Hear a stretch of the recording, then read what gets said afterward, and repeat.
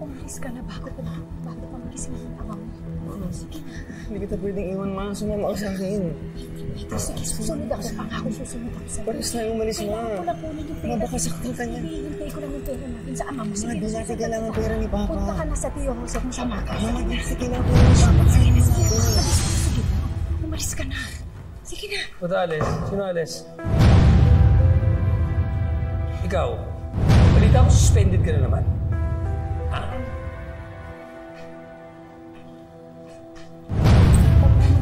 Huwag ka makialam. Huwag ka makialam. Binubuli mo yung mga kaklase mo, ha? Ha? Ha? Huwag sabi makialam eh. Ay! Ha? Huwag kang makialam! Hindi naman siya nabubuli eh! Matapang ka! Ano? Tigilan mo na! Bakit hindi mo sa akin pakita? Kung paano ko mambuli, ha? Tumayo ka dyan! Hindi sa akin ka pumalag! Sa akin ka pumalag!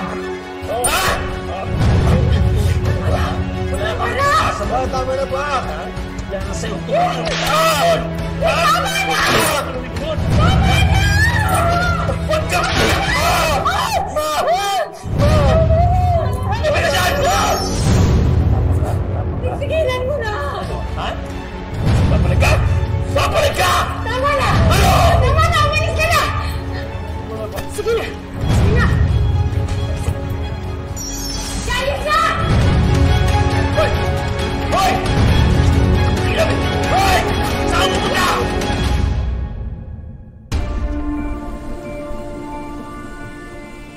Tatanda mo yung steps. Iikot muna tayo.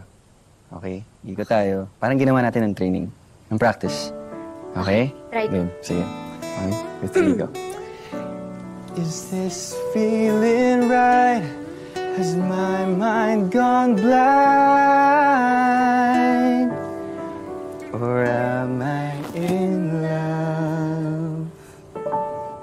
Yan. Ganon? Ganun. Tama. Okay.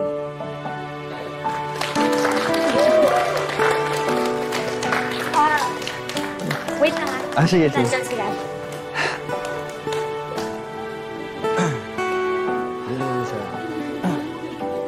Komportable ka naman. Wala problema. Tubig. Galing mo dun, bro, ah. Uy. Salamat. Papakitang gilas lang. Kailangan ko patunayan na tama yung pagboto nila sa akin bilang Romeo. Ikaw, intindi mo kaya kalaban sa audition?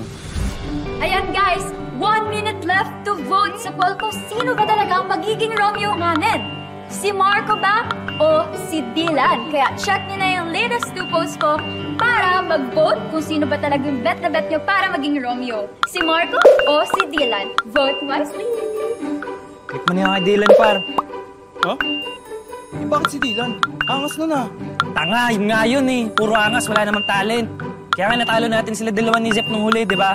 Di ka talaga nag-iisip. 5, 4, 3, 2, 1. Dylan wins by 1 vote. Congratulations, Dad. Okay guys, tapos na ang botohan. So, pwede na tayo magsimula. Dylan, as Romeo, Zeph, Juliet, Marco, Ashley, kayo ang alternate, so be prepared. Okay? Nahihirapan mo ako dun, bro, ah. Hoy, kayo may gusto ng botohan, so huwag kayo magre-reklamo, ha? Marco, siguraduhin mo ready kayo ni Ashley to sub anytime. I-rehearse na natin to. Yes po, Sir V. Kaya-kaya? Kaya. I'm sure. Proud of you guys. Good job.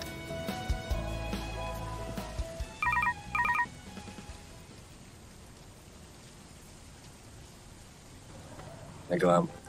Sir V. Oh. Kailangan ko pong umuwi ng Maynila ngayon, ha? Ha? Bakit? May emergency po si Mama. Sandali. As your advisor, hindi kita pwede paalisin during school hours. Sasamahan na lang kita. Marco, JC, tawagan niyo yung Tito Joseph niya. Sabihin niya sinamahan ko siya papuntang Maynila. Kami na po ba, Sir V? Sige. Sige, tawagan ko na lang siya mo kaagad. Tara. Ingat, ha? Sir.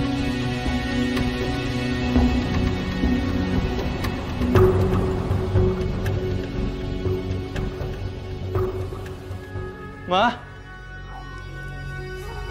Dylan. Ma? Anak. Ma? Ang dami mo sugat. Ang dami mo sugat. Buti na ni Papa.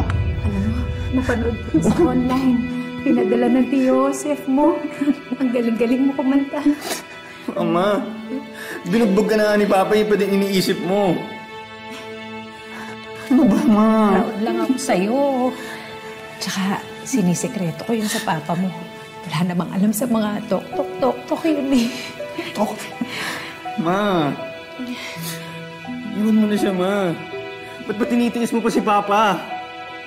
Sabi mo sa akin, di ka niya sasaktan. Pero tignan mo yung nangyari, Ma, oh. Ma, tignan mo. Dami mo sugat, oh.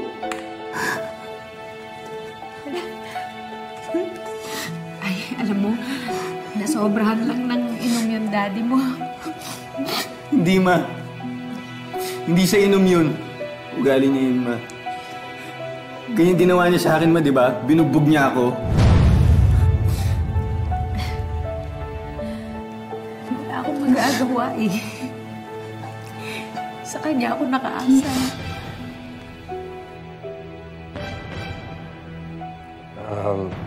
Mawalang galang na ho. Mrs. De La Paz. Mami, si Sir V po. Yung advisor ko po sa Makahay. Sumama na lang muna ho kayo sa amin sa Maka, ni Dylan. Paano asawa ko? Baka sumunod yun. Baka mas marami pang madamay. Mrs. De La Paz, kung may isang lugar kung saan ligtas kayo pareho ni Dylan, sa Maka yun. Tutulungan kayo ng mga tao doon. Ma, ama si Sir V. Maraming makakatulong sa atin sa Maka, Ma.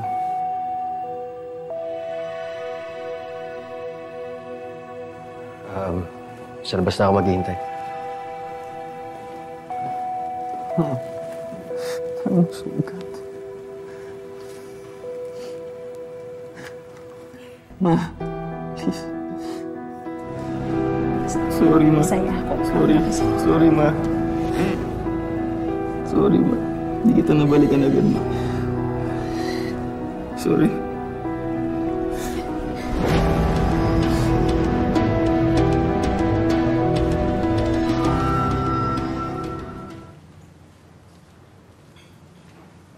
Seth.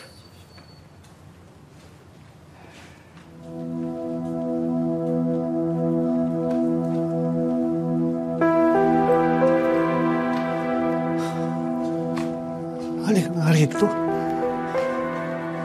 Ano nangyari sa iyo? Asan ang hayop na yan? Papatay ko yan eh. Kumalma ka, Joseph. Ipa-aresto na natin siya, Ma. Alam mo ba yung sinasabi mo? Ipapakulong mo sarili mong ama? Ma, makinig ka. Isang araw susunod yan dito si Papa. Hindi naman pwedeng sa hapilitan niya tayong kalad ka rin pabalik ng Maynila. Kaya nga ako sumama dito, di ba? Dahil sabi niyo, protektado tayo. Na maraming tutulong sa atin. Rita, pwede ka naman namin tulungan eh. Pero tulungan mo muna ang sarili mo. Mrs. De La Paz, tama sila. Mas makakatulong para sa'yo yung sampahan mo ng kasing asawa mo. Hindi naman pwedeng habang buhay yung dalang mag-ina yung ganitong sitwasyon. Mabait naman si Nick eh.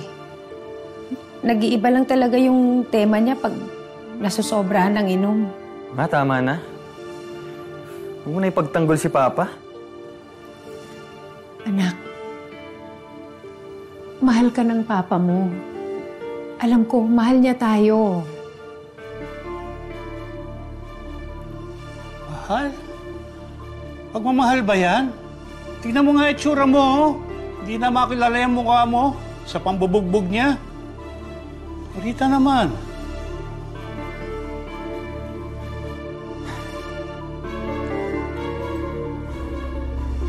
Ma, unahin mo namang mahalin ang sarili niyo. Para na lang sa akin, Ma, oh. Nandito din kayo? O ano ba, Victor, anong problema mo at pinapunta mo ako dito? Ma'am Tonet, si mama ko po. Ano nangyari sa kanya? Kaya kita tinawagan. Kailangan ko tulong.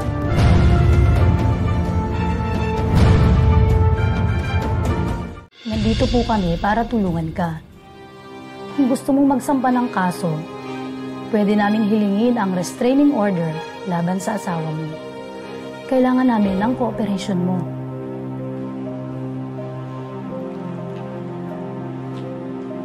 Huwag kang matakot.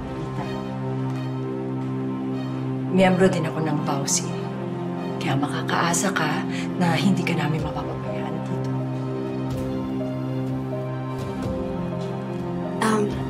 Ma'am, tama po yung sinabi ni VP Tonet. Mas makabuti po kung sasampahan na natin ang kaso yung gumawa po nito sa inyo. Ano to? Ba't may ganyan ka? Sinong gumawa sa'yo niyan?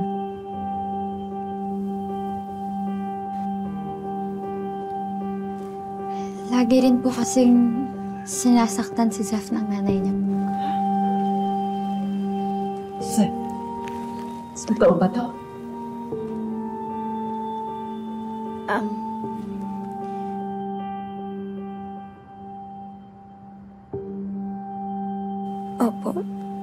Opo, VP Tonet.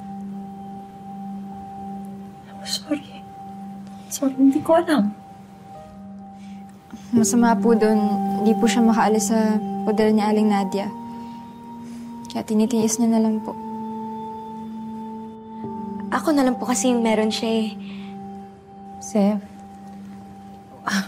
walang magulang na may hangad na manakit ng mga anak nila. Siguro, gusto ka lamang turuan ng leksyon ng nanay mo. Ano? Pwede ba tama na? Tingnan niyo nga yan, oh. Sinasaktan na nga kayo, binabaliktad niyo pa ang mga sarili ninyo? Ano ba? Hanggang kailan? Hanggang kailan niyo gagawin to? Pag nasa hospital ka na? Ikaw? Pag pinaglalamayan ka na? Nanay din ako. May asawa. Babaeng katulad ninyo. Minsan na akong napaikot na nanakit sa akin. Kaya ayoko na may nakikita ng mga babae na magkakaya pa sa akin. Kailangan niyong lumaban. Kailangan niyong lumaban. Kasi para sa dignidad mo. Rita, para sa anak mo kay Dylan. Ha?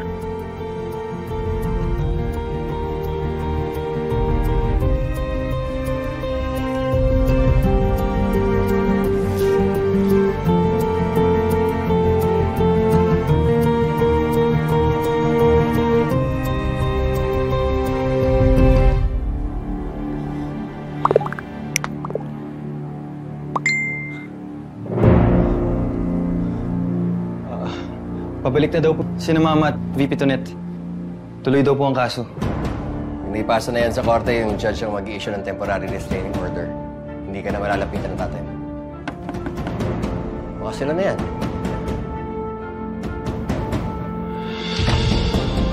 Pa?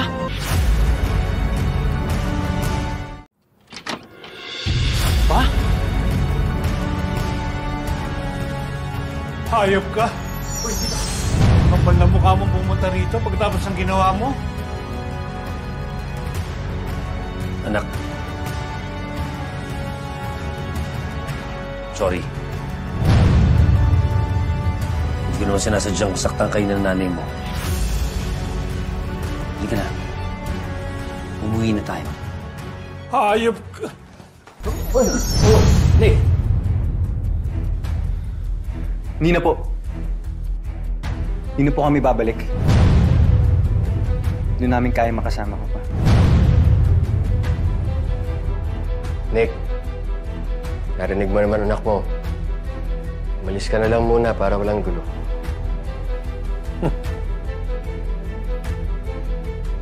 Victor, bumalik ka pala. Para ano? Mangialam? Hindi niyo ako pwedeng pigilan. Mag-ina ko ang kinukuha ko, ha? Kapag pinigilan niyo ako, kidnapping ang tawag doon. Ano ko hayop? Ano? Tama na! Kidnapping! Kami! Ikaw nga itong iniwan ng pamilya mo eh. Pagkatapos mong bugbugin yung anak mo, ginawa mong pansing pag-asawa mo. Hayop ka, Joseph. Huwag kang makialam. Wala kang alam.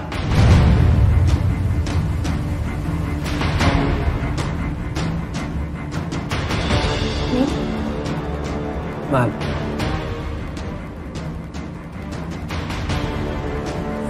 Alam mo namang...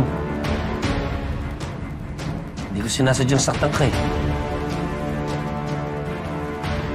Tawarin mo na ako. Alam mong mahal na mahal kita. Hindi ka namuhin tayo. Sana naisip mo yan nung binugbog mo yung anak mo. Ngayon naman, pati ako. Mahal. Gusto mo sa labas na lang tayo mag-usap. Medyo masikip dito.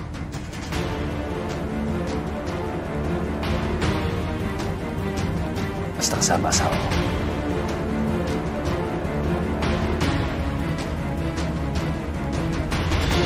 Kasama ko.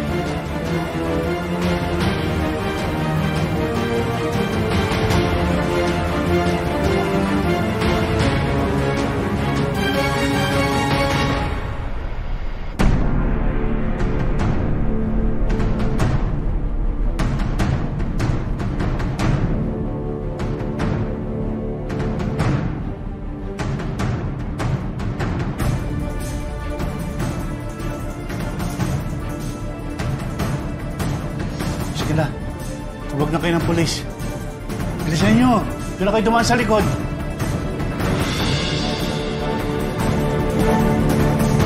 Bakit kasi hindi pa kayo sumama sa akin? Halika na, umuwi na tayo. Please.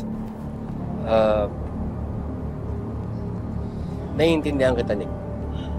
Iniwan ka mag-isa. Pakiramdam mo, naabandon ka. Eh, pamilya kayo. Dapat magkakasama kayo, di ba? Kaso sa ngayon kasi, hindi kayo nag-uusap. Hindi kayo nagkakaintindihan. Bakit hindi natin gamitin tong pagkakataon na to? Sabihin mo sa kanila kung ano yung nararamdaman mo. May saysay pa bang kausapin ni Sir B yung lalaking yan? Tiwala ako kay Victor. Kaya niya makipag-diplomasya dyan sa demonyong yan. Alibs na alibs po kayo kay Sir V, Mang Yosef? Respetadong student council leader si Victor noon. Lagi niya kaming tinutulungan. Kaya tiwala ako na tutulungan niya si Rita at Dylan. Ito kasi si Dylan eh. Sana naman talaga rason kung bakit nag-aaway kami ni Rita. Paano? Pasaway?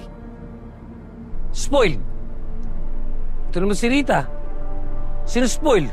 Kaya nagiging basagulero yung anak mo eh. Basagulero? Kung basagulero si Dylan, ano ka? Kaya kayo nasasaktan kasi ginagalit niyo ako. Kasalanan niyo to. Wala akong kasalanan dito. Mang Joseph, yung papa po ba ni Dylan, taga dito din po sa Maka? Oo. Kaklase ko siya. Ako ang dahilan kaya sila nagkakilala. Pero tuwing pumapasok nun sa school si Nick, puro pasa ang mukha. Siguro, tatay niya may gawa nun. Sana lang, huwag magmana si Dylan sa kanya. Halika na. Sandali. Hindi pwede kunin yung bata. Inutusan mo ba ako? Ha? Hindi siya ganon, Nick. Kaya lang, siya ang lead ng programa namin sa eskwela. Maapektuhan pati grado ng mga ibang bata. Hindi siya pwede umalis. Lead?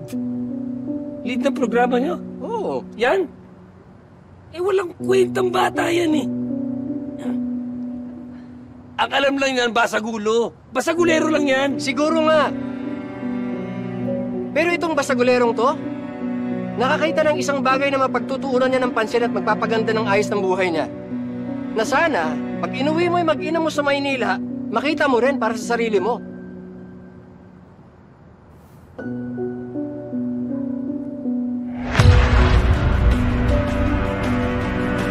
Congrats, anak. Congrats!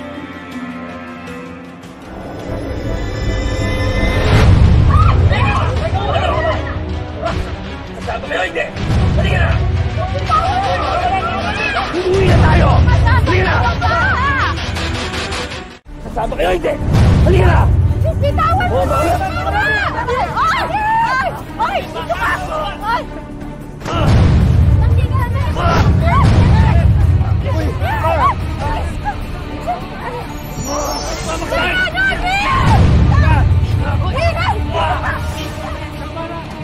Halika na! Uwi na tayo! Tawan mo yung bata! Hindi! Rita! Sige na! Uwi ka! Tawan mo yung bata! Hindi! Ano? Pulis! Pulis! Pulis! Tawagin natin yung mga pulis! Tama na! Tama na! Hindi pa tayo tapos! Babalikan ko yung lahat. Daan yan! Babalik ako!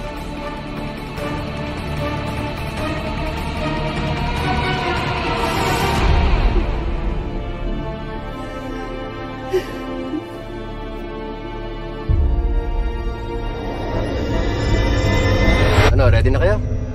Medyo kinakabahan lang po, sir, kasi alam niyo naman po, first time ko pong kakanta sa ganito karaming audience, diba? Zeph, you have a gift.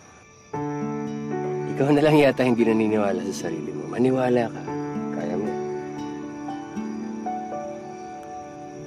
Tama naman si Sir. Maka, kaya natin ang lahat. Basta, Maka, kasama! Kirby, may butas. Kirby, may butas. Kulang pa ng service.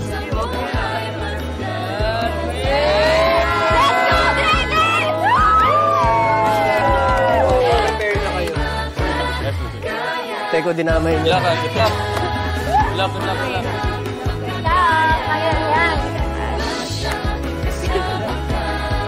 Wait. Time practice.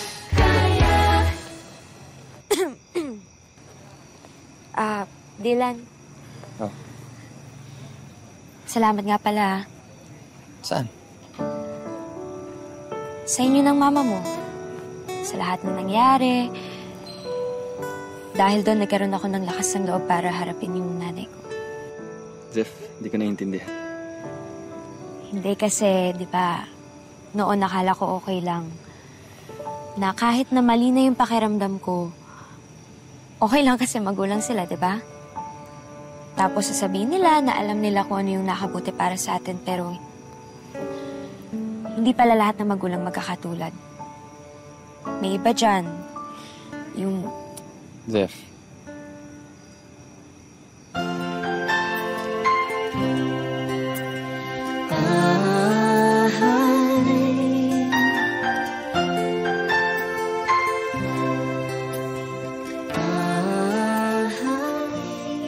Ngayon alam ko na ang mali ay mali. At hindi ko dapat hayaan na may mangyari sa akin masama. Tsaka alam mo, Dylan, na-realize ko din na yung punot dulo ng lahat ng takot ko ay yung nanay ko. Kaya masaya ako ngayon na kahit pa paano may lakas ako ng loob. Matapang na ako. Kaya ako na silang harapin lahat, di ba? Ako naman yung natatakot, Zeph. Saan? Sa sinabi ni Tito Joseph na sinaktan si Papa ni Lolo ko. Alam mo yun, baka kasi... Kilala kita, Dylan.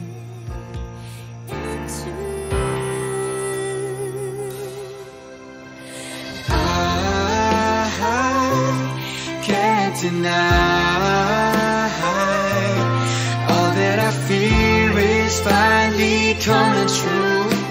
I'm out of my head in love. Anak! Ma! Aling Rita!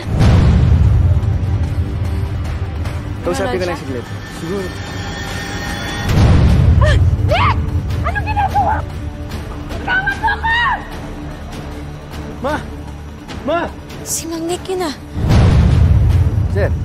Oh, saan si Dylan? Sir V, si Mang Nick po, dinala si Aling Rita doon. Doon po. Tinawan mo na ako! Ano ba? Pasok! Ayoko! Ano ba?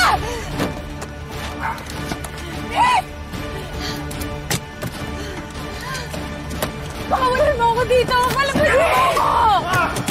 Ibigtan! Dylan!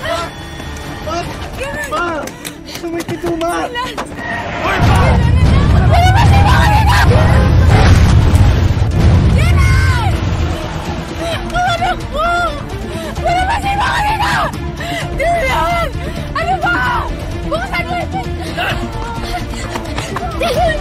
Dylan! Tulungan niyo kami!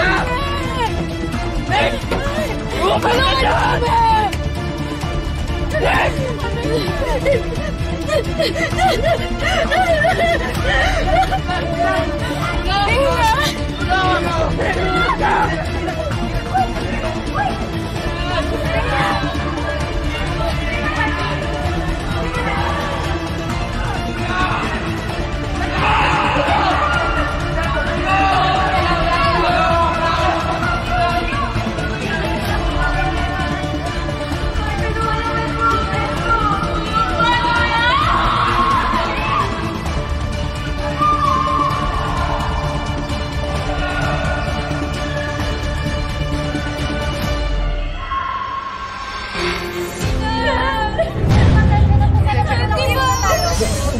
Lagay ng pamangkin ko. Dahil sa nangyari kay Dylan, na-realize ko na maiksi lang yung buhay. Dapat harapin ko na siya ngayon.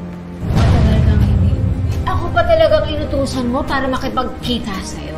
Naman ang kapal ng mukha mo! Hindi ko na po hahayaan na saktan niyo po ulit ako.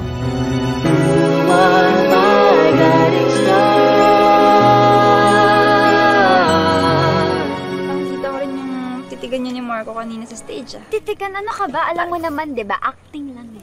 Talaga ba? Ha? Acting lang talaga yun? Dok, kamusta ho si Dylan? Sa kasamaang palad, kumatos siya ngayon. Huwag kang maulit ka, Dylan. Sorry, sir. Dito lang ako.